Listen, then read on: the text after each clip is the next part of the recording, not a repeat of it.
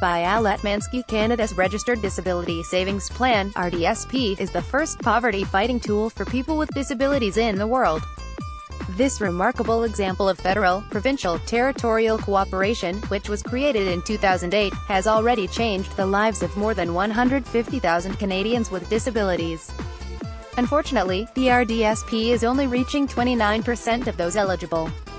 Due to restrictions imposed by the Canada Revenue Agency (CRA), it's not available for many other Canadians with disabilities who are poor. For this to change, two things must happen. Administration of the RDSP and the Disability Tax Credit (DTC) must be taken out of the hands of the CRA, and coordinated national action to eliminate the link between disability and poverty must begin. The RDSP has three components: contributions by the individual, family or community, matching federal grants, a disability savings bond of $1,000 a year. To be eligible, an individual must qualify for the disability tax credit first. That's the source of the bottleneck. Martina Doucette, via Getty Images. The CRA is determining who has a disability. The result: people with autism, type 1 diabetes, brain injury and mental illness are too frequently being denied the DTC, even though they qualify for other disability benefits at the provincial and territorial level. Still others are having their eligibility terminated by the CRA and are being asked to refund federal contributions to their RDSP. The irony of the CRA, an agency set up to go after tax cheats and fraudsters, keeping people with disabilities in poverty, would not be lost on the families who originally proposed the RDSP. I know, because I'm the father of a daughter who experiences disability, and I was with these families through every step of the campaign to set up the RDSP. Together we created Planned Lifetime Advocacy Network, Plan, to address the question, what happens to our sons and daughters with disabilities when we die? Our search for answers led us to rethink the assumptions associated with having a disability. For example, the punitive and suspicious mindset associated with disability welfare kept our sons and daughters poor.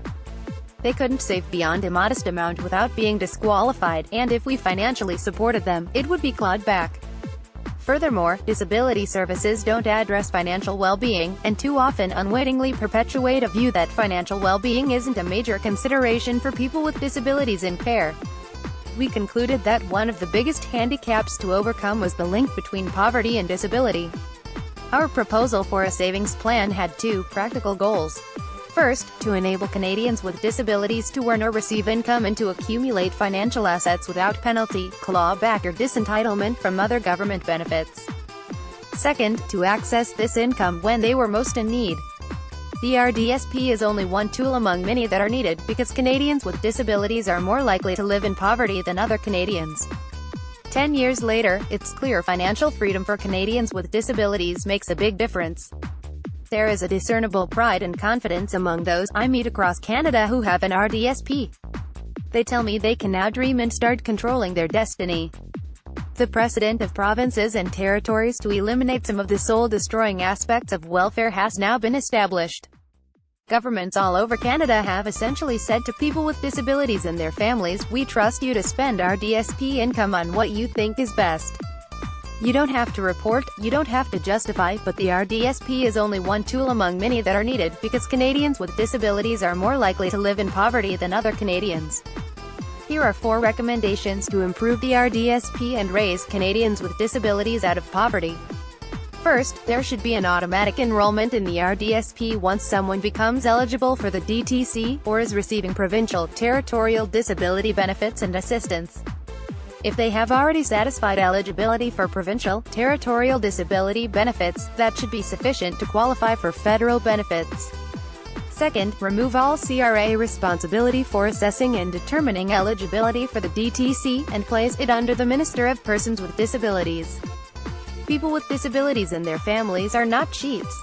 The CRA should go after people who defraud and cheat the tax system. However, that requires a suspicious and mistrustful mentality that should not be associated with the RDSP. Thirdly, ensure the forthcoming federal accessibility legislation explicitly addresses poverty. The RDSP demonstrates that economic citizenship is the primary engine of accessibility. Fourth, create a guaranteed basic income supplement for Canadians with disabilities. Quebec's minimum income program, Ontario's basic income pilots, British Columbia's liberalization of welfare restrictions, the push for a refundable disability tax credit and improvements to the RDSP all point to the need for coordinated national action. We're getting better at closing the poverty gap for seniors and low-income families. The RDSP has shown us that we must now do the same for Canadians experiencing disability.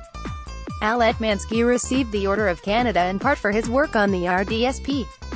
He recently presented his concerns regarding the DTC and RDSP to the Senate Committee on Social Affairs. He is an expert advisor with evidencenetwork.ca.